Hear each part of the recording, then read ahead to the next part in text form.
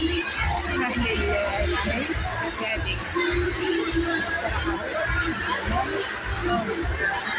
أهل العروسة أهل العروسة كلنا في انتظار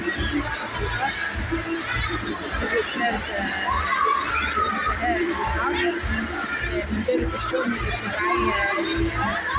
برحب باللي بيحضروا، برحب بالمدربين، وده يوم من الوردة وولاد المدينة مع أهل العروسة وولاد العروس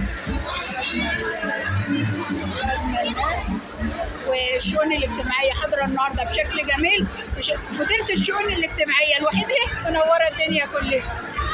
احنا قرايب العريسه هم مظهر جميل والفرح جميل، والفرح فيه ناس اكتر من اللي كان المفروض يجي ما شاء الله. يعني هم كل الناس بتحبكم، الناس بتحبكم ولكم صوت حلو.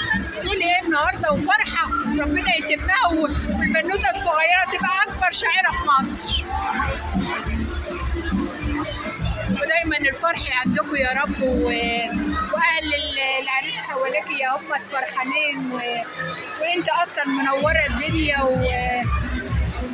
حضرتك مين؟ ابله عواطف صح؟ لا ولاء مش عارفاني؟ انا كنت باجي معاها كل يوم صاحبة معاها من زمان. اهلا بك ابله عواطف، طبعا اخت العريس الكبير ومنوره الدنيا، والاستاذه سحر رفيق. سحر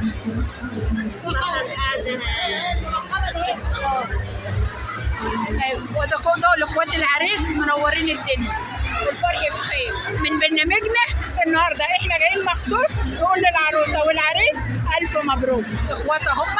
انت بقى حضرتك بنت حبيبة العريس. ربنا يبارك كله العريس. ربنا يبارك لكم يا رب ويجعل الفرحه عندكم على طول. والف مبروك. مبروك يا استاذ، الف مبروك. اما يجي العروسه بقى